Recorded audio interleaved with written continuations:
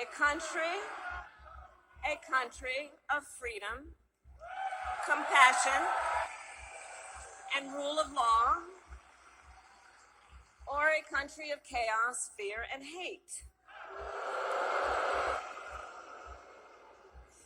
And here's the beauty of our democracy. We each have the power to answer that question. We each have the power to answer that question. The power is with the people. Yeah.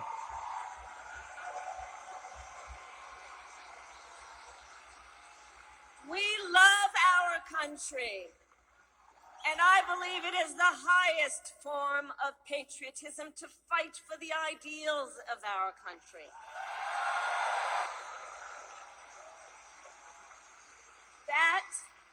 That is how we preserve the promise of America. And after all, you know, the promise of America is what makes it possible for two middle-class kids, one a daughter of Oakland, California,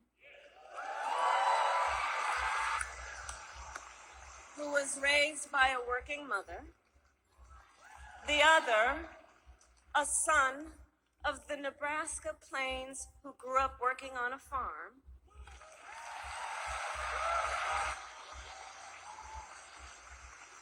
It's the promise of America, because only in America is it possible for them together to make it all the way to the White House. That's wonderful. That's a hymn. Only in America. Only in America. Only in America.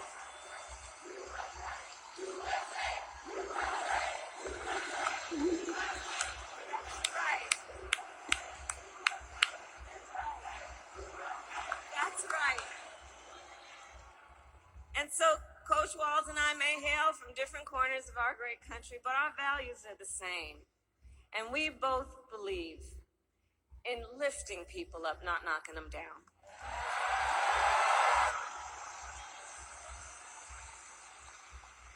He and I, we both know the vast majority of people in our country have so much more in common than what separates them.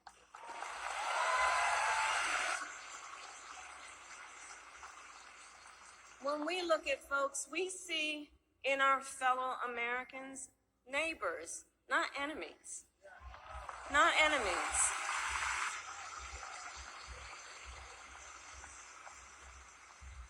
And so my promise to you is this. Our campaign will reach out to everyone, from red states to blue states, from the heartland to the coast, in rural, urban, suburban, and tribal communities.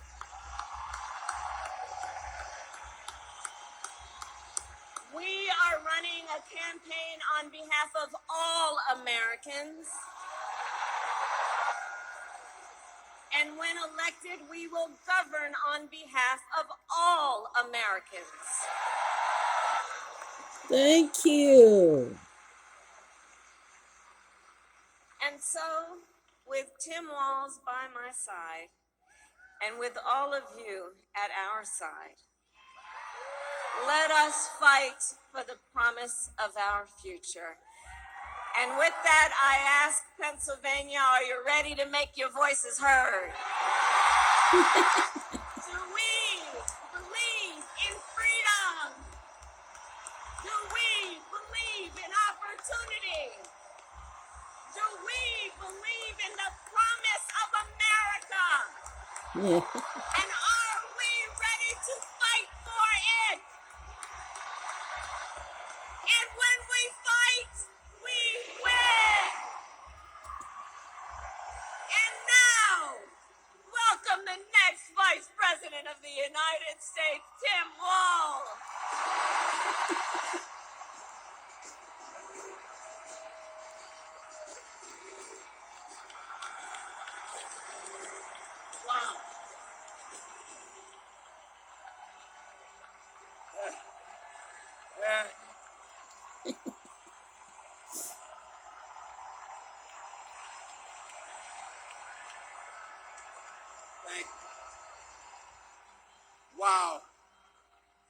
Thank you, Philadelphia.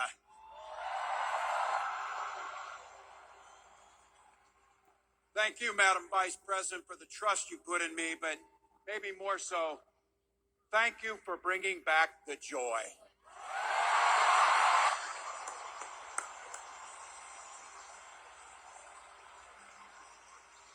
I'm thrilled to be on this journey with you and Doug, this incredible journey. And Pennsylvania, I know you know this, but my God, what a treasure you have in Josh Shapiro.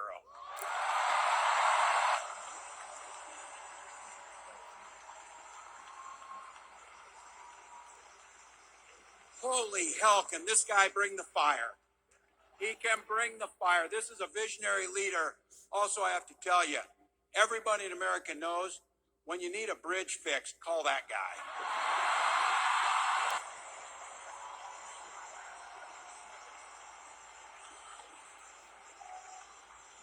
And I think sometimes we forget and you see people a little one-dimensional, but seeing a guy who cares so deeply about his family, a man with compassion, vision, and I'll have to tell you this, I know this from experience. There is no one you would rather go to a Springsteen concert in Jersey with than him, than that guy.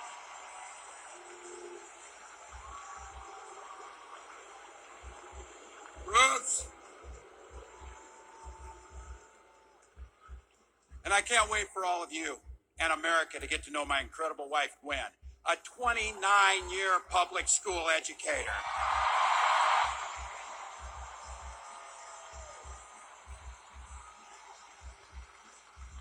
Don't ever underestimate teachers.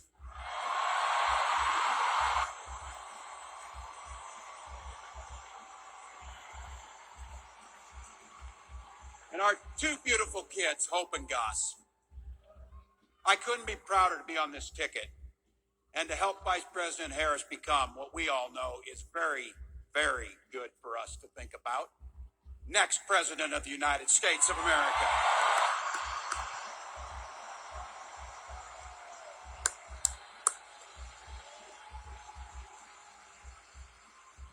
From her first day as a prosecutor, as a district attorney, Attorney General of the great state of California, a United States Senator, and Vice President of the United States.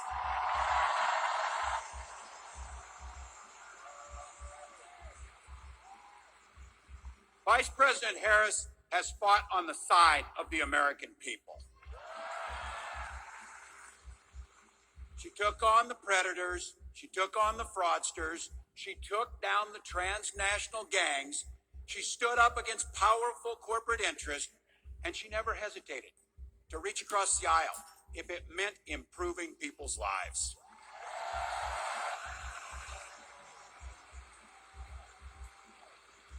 And I want all of you to hold this and don't ever underestimate the power of this. She does it all with a sense of joy.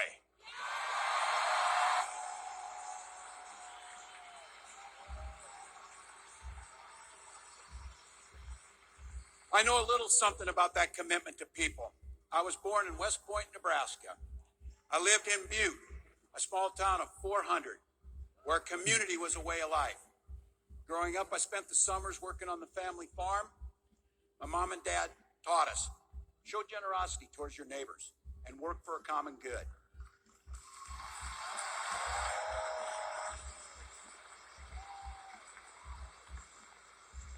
My dad served in the Army during the Korean War. With his encouragement, at 17, I joined the Army National Guard.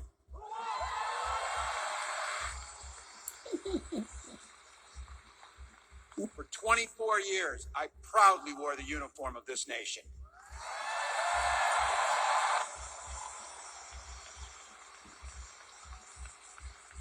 The National Guard gave me purpose. It gave me the strength of a shared commitment to something greater than ourselves.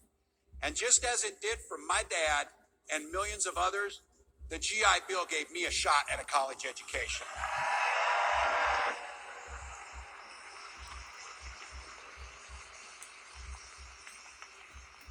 My dad was a teacher. My brothers and sisters and I followed in their footsteps. 3 out of 4 of us married teachers. What we do. For nearly 20 years, I had the privilege of teaching high school social studies and coaching football.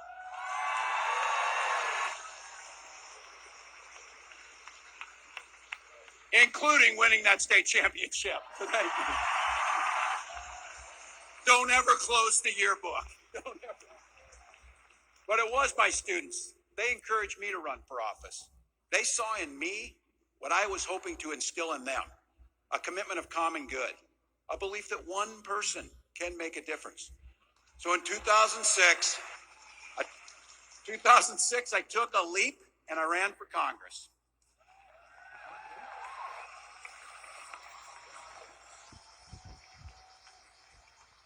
And because high school teachers are super optimistic, I was running in a district that had one Democrat since 1892. Well, my neighbors graced me with an opportunity to represent them in the United States House of Representatives.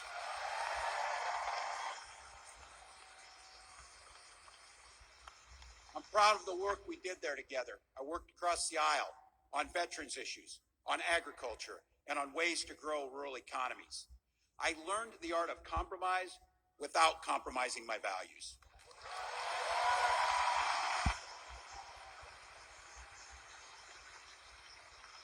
And now, as governor of the great state of Minnesota, I bring those experiences to bear in tackling the challenges that are facing our great state.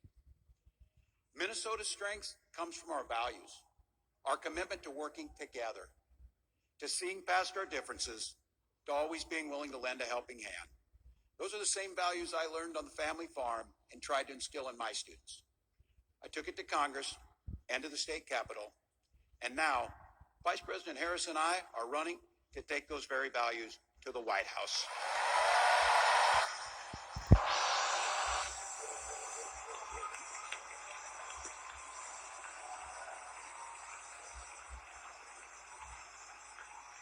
Now, Donald Trump sees the world a little differently than us.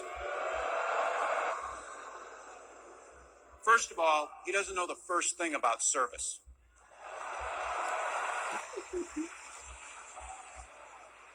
He doesn't have time for it because he's too busy serving himself.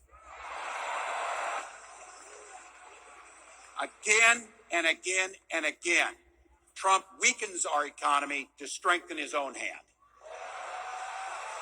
He mocks our laws. He sows chaos and division. And that's to say nothing of his record as president. He froze in the face of the COVID crisis. He drove our economy into the ground. And make no mistake, violent crime was up under Donald Trump.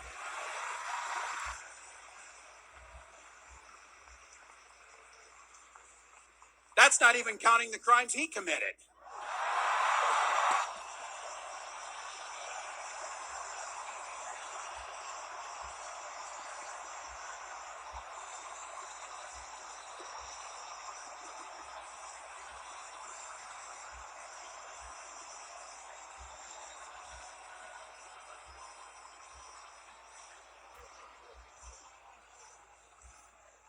You know, some of us are,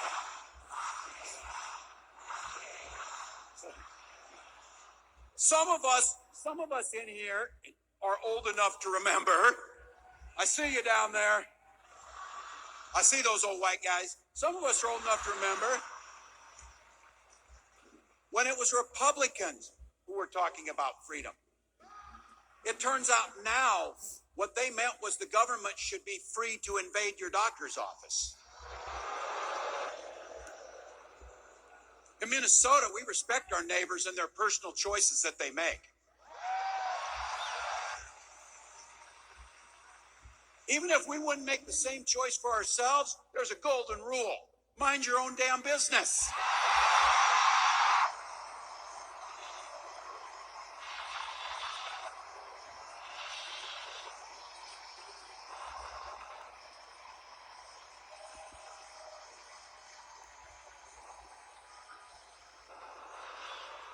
These guys are after my heart, chanting, mind your own damn business. That feels good, so thank you.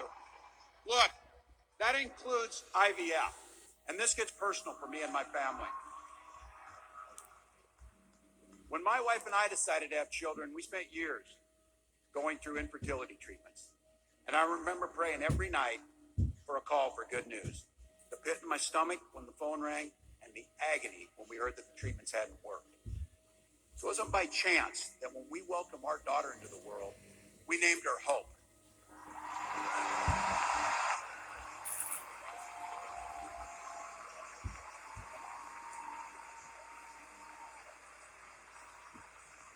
When Vice President and I talk about freedom, we mean the freedom to make your own healthcare decisions. And for our children to be free to go to school without worrying they'll be shot dead in their classrooms.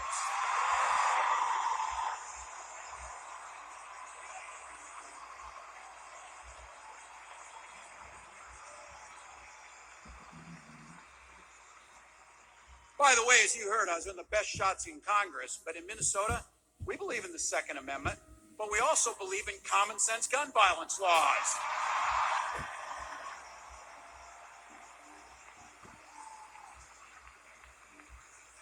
Vice President Harris' idea of freedom is a ticket for education to be that ticket to the middle class, not crippling debt. Air that's clean, water that's pure, communities that are safe.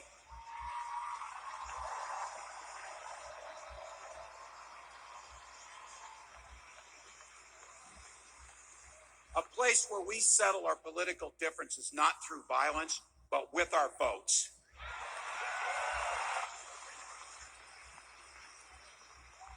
And that's what this election's about. What direction will this country go in? He's not going back. Well, Donald Trump would damn sure take us backwards. Let's be clear about that. And don't believe him when he plays dumb. He knows exactly what Project 2025 will do to restrict our freedoms.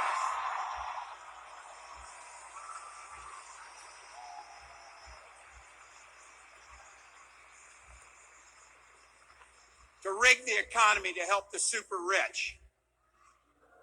If Trump gets a chance to return, he's going to pick up exactly where he left off 4 years ago. Yeah. Only this time, it will be much, much worse. Raising costs on middle-class family. He will repeal the Affordable Care Act, no doubt about it. He'll gut Social Security and Medicare.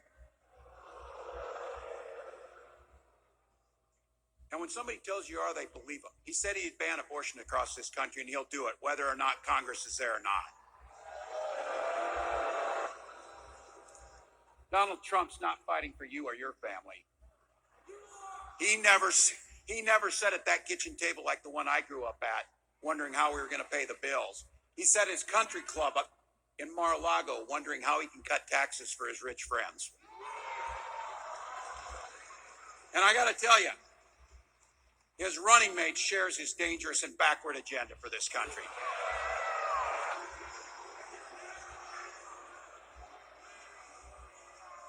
J.D. Vance literally wrote the foreword for the architect of the Project 2025 agenda.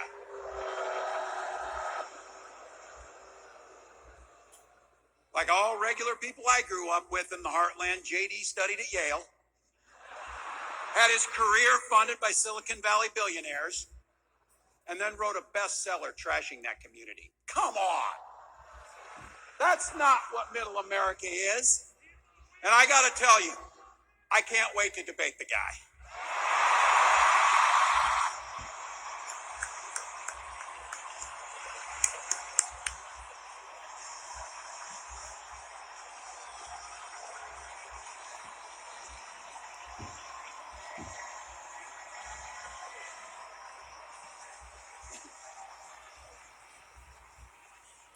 That is, if he's willing to get off the couch and show up. So, you see what I did there?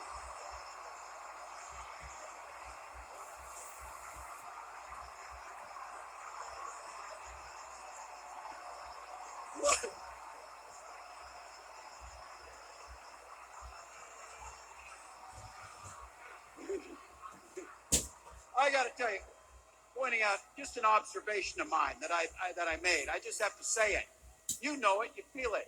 These guys are creepy, and yes, just weird as hell. That's what you see. That's what you see.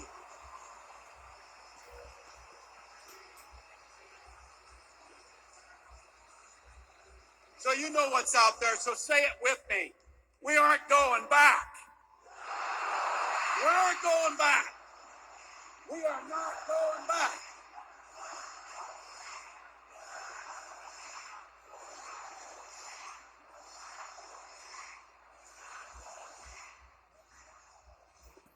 So we got 91 days. My God, that's easy. We'll sleep when we're dead.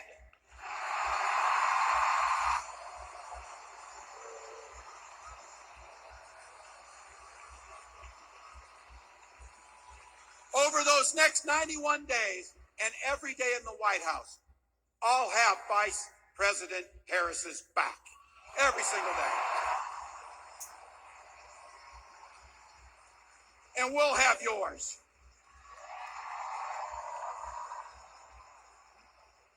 You know how this works. We can't do it alone. We need you, each and every one of you.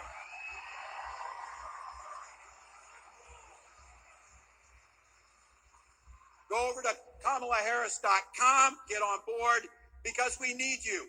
Free to make our own choices. This leader, this compassionate, careful, joyous leader believes in each and every one of you.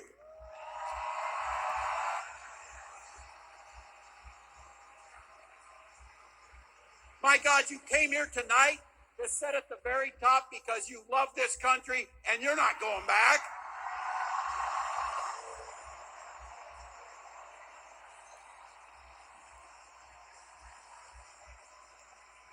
She believes in the opportunity for every single person to join the middle class. She believes in the promise of America. We just got to fight. We just got to fight. Because as soon to be President Harris says, when we fight, we win.